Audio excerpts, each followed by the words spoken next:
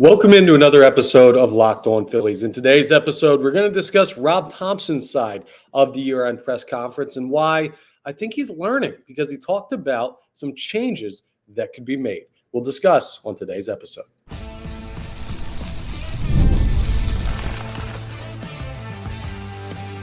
You are Locked On Phillies, your daily Philadelphia Phillies podcast. Part of the Locked On Podcast Network, your team every day. Yes, this is Locked On Phillies. I'm your host, Connor Thomas. Thank you so much for joining us today. We come to you as part of the Locked On Podcast Network, your team every day. You may know me from some of my other work in the sports talk space. Been over at 97.5 The Fanatic, doing sports talk radio here in Philadelphia for 5 years. This is my third season as the host of Locked On Phillies, and also my third season as a credentialed Philadelphia Phillies media member.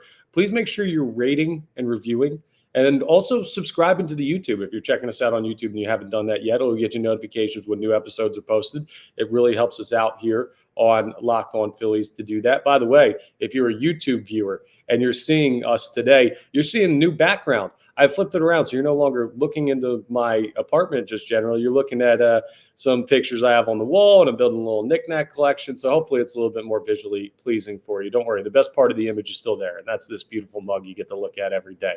No, I'm kidding. But yes, so a little bit of a change on the YouTube. That's why you want to watch and subscribe. Hit that subscribe button. Today's episode is brought to you by Prize Picks. Download the app today and use code LOCKEDONMLB to win $50 instantly when you play your first $5 lineup. Prize Picks, run your game. So yesterday, we talked about Dave Dombrowski's year-end press conference and what the president of baseball operations had to say about what he did and didn't do and how the team performed and who's back. And he announced an extension for Rob Thomson. And we went through all of the stuff that he had to say. And I got to be honest with you, his was a lot more compelling simply because he's more informational. Rob Thomson is more of an easy-spoken, go-with-the-flow type of guy. We know we don't ever really get too much from Rob Thomson during the season, but an end-of-the-year presser is different. And Topper had some interesting stuff to say, and we didn't talk about that yet. So let's get into that, shall we? First things first, he said about his extension. It was the first question he was asked, and rightfully so, because it was announced right before he came on that he got an extension through the 2026 season. And he said year to year is fine for him. And he was asked about, does it make him feel better? Is he more comfortable getting the extension? What are his thoughts? And he's like, yeah, year to year is fine with me. I'm not overly worried about that. And that's textbook Rob Thomson, right? Never seems overly worried about anything. Very even keel, and he holds his own contract situation in the same regard when it comes to the way that he reacts to that. But much deserved, and he seemed like he was excited to be back. He also called his coaching staff the best staff in Major League Baseball. Now, I think every manager is going to do that if they trust their guys and like their guys. But Rob Thomson, he made it clear that he actually believes that. It's not just blowing smoke. He believes he has the right guys. And that seems to give you the proper indication of why Kevin Long and Caleb Cotham and the rest of the Major League staff are all back for the 2025 season when we get there. It's largely due to the manager saying, I need my guys here. I trust my guys here. These are the dudes that I want to coach this team with. So if you trust Thomson, you got to trust the staff. If you trust Dave Dombrowski, you got to trust Thomson. And I know there's not a lot of trust with the Philadelphia Phillies organization right now because people are emotional about the postseason loss. And I get it. I'm not saying you can't have any type of lack of faith in Rob Thomson and Dave Dombrowski and the Phillies right now. I understand where people are coming from.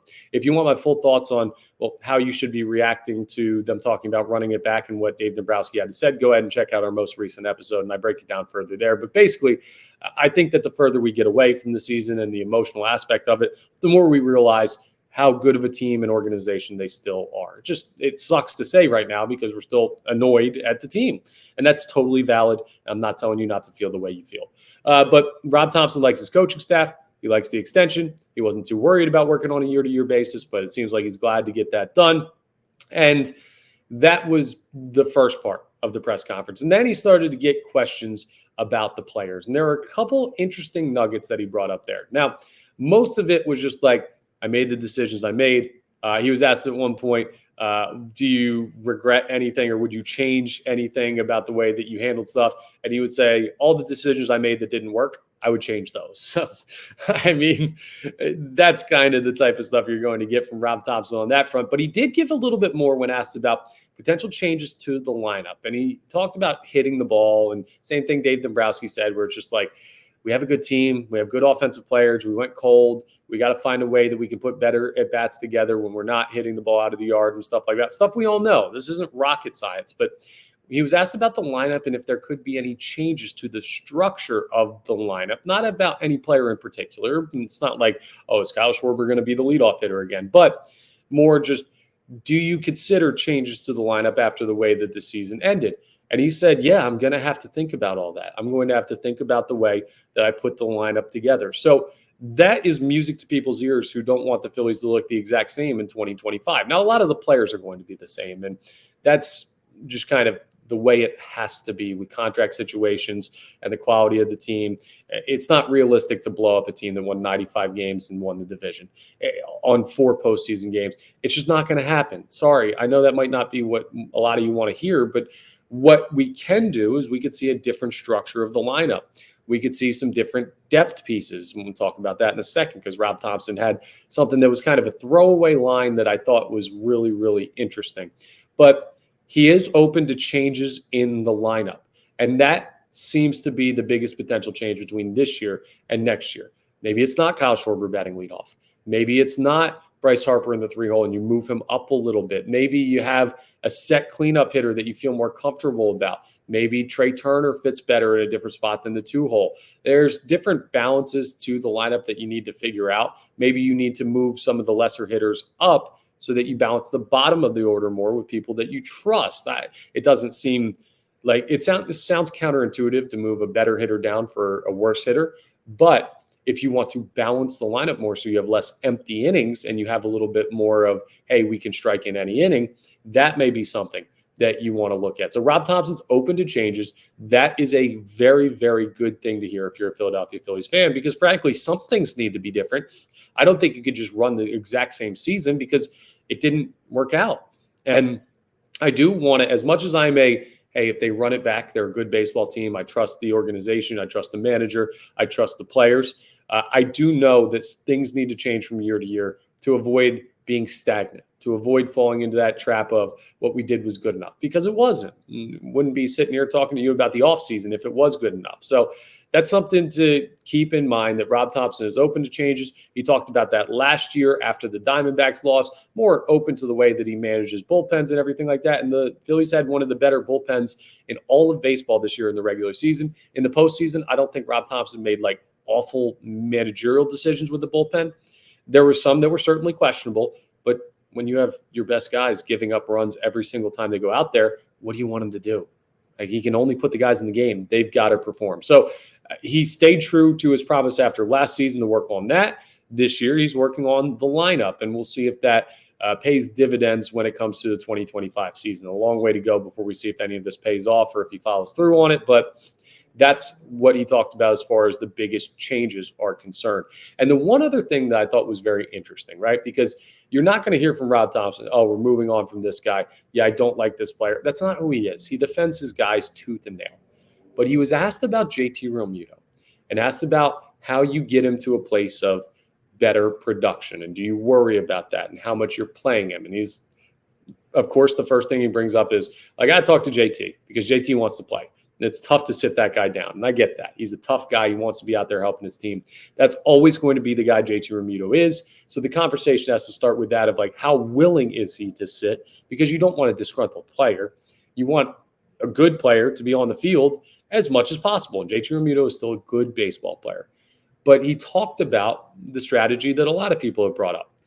Playing the backup more, giving JT more rest. And he said, if I give JT more rest, I do believe those numbers will improve. The less he's stressed out body-wise, physically, not stressed out mentally, but the less he's physically stressed, the better you can imagine him performing. It seems logical, right? And here's the throwaway line that I found really interesting. He said, so we'll get more work from the backup, whoever that backup is going to be. He did not say, we'll get Stubbsy out there. He did not say, we'll get Rafael Marchand out there. He said, whoever the backup may be. And that should give you every indication that we are going to see a different backup catcher for the Philadelphia Phillies in 2025. And some people are throwing a party for that. because Garrett Stubbs has become this figure with the fan base where he's very polarizing. Some people love the charisma and the vibes and the locker room guy that he is. Some people are like, dude, vibes aren't enough. And you said what you said about the Diamondbacks last year and celebrating in the pool, and some people still blame him for that and all of this stuff. He's a polarizing figure that a lot of people see as this guy that's just part of the team to be a DJ or a mascot, which I think is unfair to Garrett Stubbs. But I also think you desperately need to improve at that position because he's not good enough to spell JT Realmuto for the amount of time that he probably needs to at this point in JT's career. So could be a change at catcher. I'd be surprised if it's Garrett Stubbs and JT again on the Major League roster next year. I would be. I'd be shocked if I'm being honest with you. And the fact that Rob Thomson brought that up, I don't know if he meant to say that, but when you look at that for what it is and look at a throwaway line that could mean something subconsciously, I don't think I'm drawing too many conclusions by saying that's a big sign that things will be different at the catcher's position in 2024. So there you have it. That's basically the main takeaways from Rob Thomson's press conference. We can't do a full episode on it because he didn't talk nearly as long or have nearly as much to say as Dave Dombrowski. But there were a couple of nuggets in there that I think should make Phillies fans feel better about, well, relatively better about where this team is heading and if there are changes coming, at least to the way they go about their business in the season. Coming up next, we're going to talk about something. I know people are probably like, I don't want you to say anything good about this team right now. I'm still mad at them for the way that the season ended. I get it. But there are some award nominations out there and some very interesting names for potential Gold Glove winners for the Philadelphia Phillies. I'll tell you who the 4 Phillies are that have gotten Gold Glove nominations from Rawlings, and if any of them have a chance to bring home the actual hardware. We'll talk about that coming up as we continue today's episode. Let's talk about Prize Picks first, though, because Prize Picks is awesome. They are the best place to get real money sports action. They got over 10 million members and billions of dollars in awarded winnings. So you know that Prize Picks has made daily fantasy sports accessible to all. They're amazing. You just pick more or less on selected player stats. It's super easy. So if I said, for example, tonight, Thursday night football, you're looking at a situation, the Saints are out there. Spencer Rattler's their quarterback. If I gave you Spencer Rattler and the number was 125 and a half passing yards, you think he's going to throw for more? Pick more. Think he's going to throw for less? Pick less. It's that easy. And you just do a couple of those. I mean, you only need to do 2 to 4, and you could go ahead and win 100 times your cash. It's going to be super easy for you to make every game interesting, every game fun, and to find a way to make some money with Prize Picks. I mean, Prize Picks is the best way to get action on sports in over 30 states, including California, Florida, Georgia, Texas. They're all over the place. It's super easy. You don't play against like other players or anything like that. So there's not some dude from Idaho that has a perfect lineup one day and the next thing you're out of money. No, you play just against the numbers, and we're even going to cut you a deal, right? So you download the app today, the Prize Picks app, and use code LOCKEDONMLB. You'll get $50 instantly after you play your first $5 lineup. Again, you download the app today, use code LOCKEDONMLB, and you'll get $50 instantly after you play your first $5 lineup. So go ahead and check out Prize Picks. Run your game.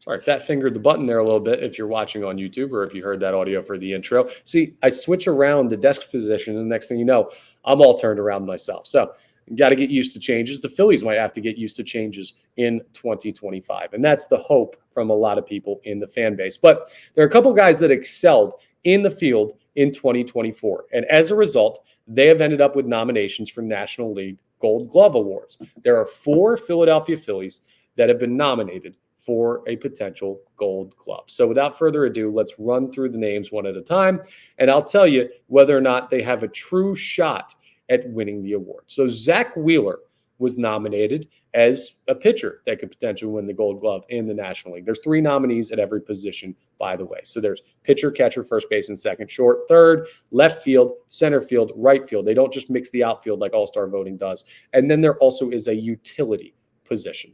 So as far as pitchers concerned, Zach Wheeler is nominated. He is the reigning Gold Glove winner in the National League. That does carry weight. He was exceptional defensively this year. I would be shocked if Zach Wheeler does not win the Gold Glove again at pitcher. He has that pedigree now. After winning it last year, he had a good enough year to win it again. a lot of times you stick with the incumbent on the awards, and Zach Wheeler is that guy. So I would expect him to take home the hardware. He is probably the Phillies' best chance at getting a Gold Glove at any of these nominations. Now, the next guy who is a returning nominee is Bryson Stott. Bryson Stott receives his second straight nomination for Gold Glove at second base in the National League. Now, I think he was pretty darn good. Do I think he was a Gold Glove winner? It's harder to say because he hasn't won one yet, and the metrics are so tough to break down. But his glove is incredible. He played really good defense this year. Now, I will say my gut feeling is he had a better defensive season in 2023 than he did this year. Not that he was bad. I just think he was slightly better in 2023. So is this the year that he goes out and wins it? Kind of a toss-up. It's a toss-up between him and this next, well, the two toss-up guys are him and the next player that I'll be mentioning. But it's good to see that he is developing that full reputation year in, year out. Excellent defender at second base. That's a great guy to have. But he's not the only guy on the right side of the Phillies infield that was up for a nominee. This is the guy we really want to talk about as far as lauding his ability to play the position. Bryce Harper is a nominee for Gold Glove at first base, and that is incredible. This guy came up as a catching prospect when he was baseball's chosen one on the cover of Sports Illustrated. He was a catcher. He was drafted as a catcher in Washington. He came up as a catcher, and then to extend his career, they shifted him to right field. And he first comes to Philadelphia, and he plays right field at Citizens Bank Park. But then he has the Tommy John issue, he has the UCL issue. So because of that, they switched him to DH. And then when he comes back, you want to pick a less throwing intensive position. So they put him at first base at the return point of last year. So when he came back last year, I'm talking 2023, he was playing first base. Or actually, he was DHing a little bit, and then he played first base for the first time. I think it was in Cleveland, and then he launched himself into the camera well. Bottom line is he went from DH to first base, and he's only been playing the position for a little over a year. Now, catcher and first base, they're cousins, right?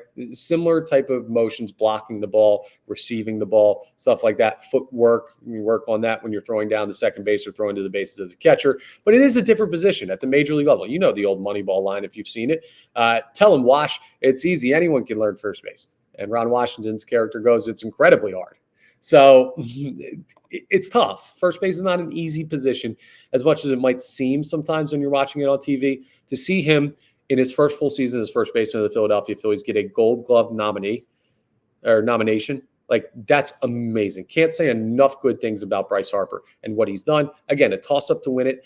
I don't think he will. The same as Stott. I would lean no on both of those guys, but the fact that they're nominated shows the quality of defense you have on that side of the infield.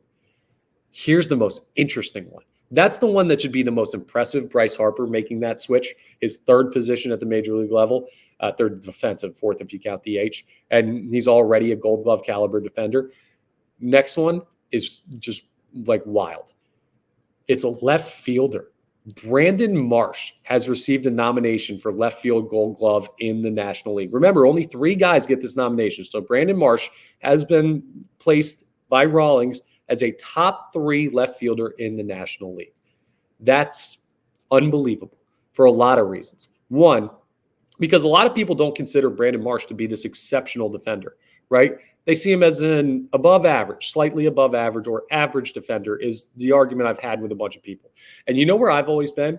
This guy is a plus major league outfielder. He is a good defender. I love him in left field. I think he makes a lot of great plays. I think he's athletic. I think he has good motion to the ball. I think he does a lot of things really well.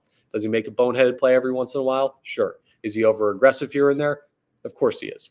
But all in all, his season he's put together is the caliber of a Gold Glove nominee defender. We talk so much about Johan Rojas' defense in center field.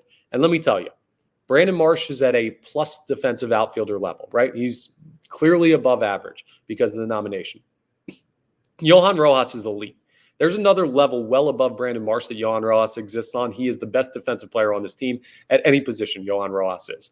But he didn't play enough this year to go ahead and garner a nomination, which I understand. I wasn't expecting him to get it because he was sent down and he was kind of like platooning here and there. He didn't play enough.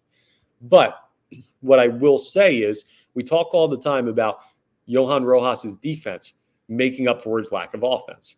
Brandon Marsh is a more productive offensive player because of the power numbers than Johan Rojas is at this point in these guys' career.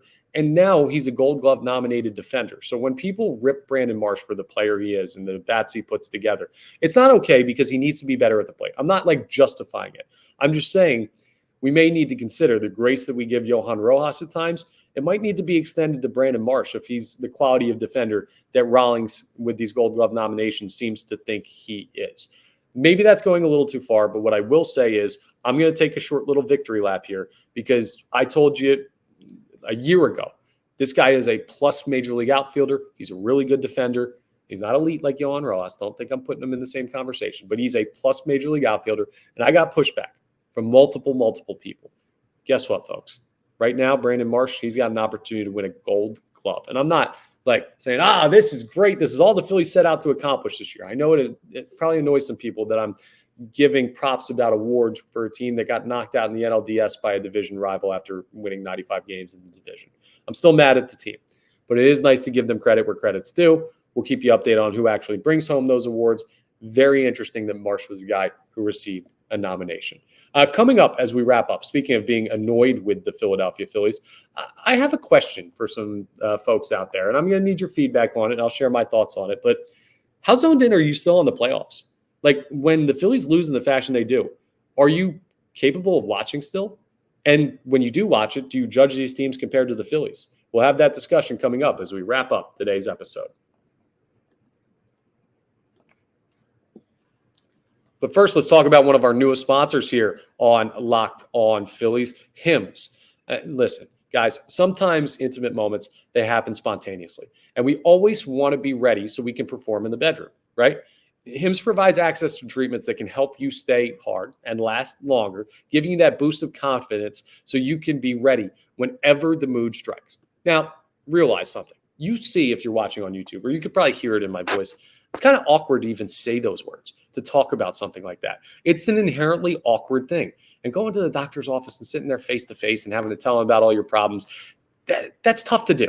But HIMSHims is changing men's healthcare by providing you with access to affordable sexual health treatments from the comfort of your couch. You don't have to go anywhere. They provide you access to a range of doctor-trusted ED treatments like chewable hard mints and Viagra and Cialis and their generics for up to 95% cheaper. So you're getting a deal. It's significantly less awkward. We know the process is 100% online. So there's no need for those uncomfortable doctor's visits or to say the words that, like I was saying to start this ad read. If it makes you uncomfortable, you're not alone. But HIMSHims takes that all out of the equation. No insurance is needed, and one low price covers everything from treatments to ongoing care.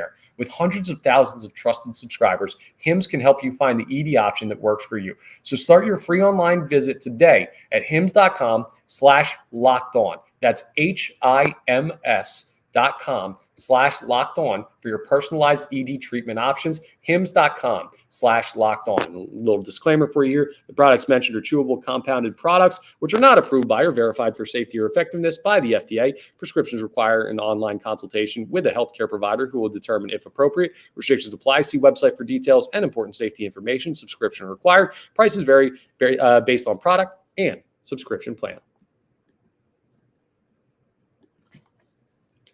All right, let's talk a little bit of Major League Baseball playoffs. I know people are probably like, yeah, I don't want to talk about the playoffs. Well, that's what I'm trying to figure out. Are people still watching?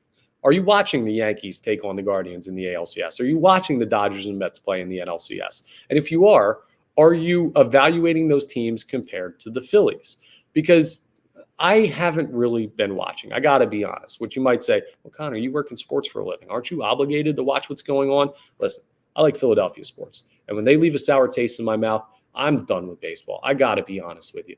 I'll check in on the highlights every once in a while. I know what's going on in the series, but I'm not sitting down to watch the games. Part of that is because I'm zoned in on every game the Phillies play. So I've watched 166 baseball games this year that have had emotional meaning to me with the Philadelphia Phillies. At this point, I'm kind of like, I'm over it. It's a long season for the players. It's a long season for podcasters too. I know. Longer for them, but still. So I do like to disconnect a little bit. Another part of that is the way that the season ended. If the Phillies were the Washington Nationals, for example, they had an okay season, whatever. There weren't ever expectations of them making a playoff run or winning the World Series, and the postseason rolls around. Sure, I'm watching the postseason a little bit more than I would be right now, but there's also that, man, I'm still so annoyed. The Phillies should be playing in this series against the Dodgers. Why are they not? I can't believe they lost to this Mets team.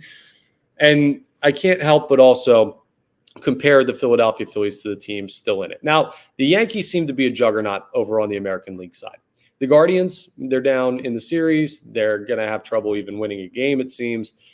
That series feels pretty darn close to over. I know it's only 2 games in, but that's a situation where I look at the Yankees and I say they would have been a tough matchup in the World Series if they are indeed the American League representative there. But you cross that bridge when you come to it. I never worry about a World Series matchup because simply if you get there, we'll take our chances. Remember, the Phillies were up on the Astros in the World Series after barely making it in the postseason. The Astros were like the juggernaut team. They didn't finish the job, but anything can happen when it comes to the Fall Classic.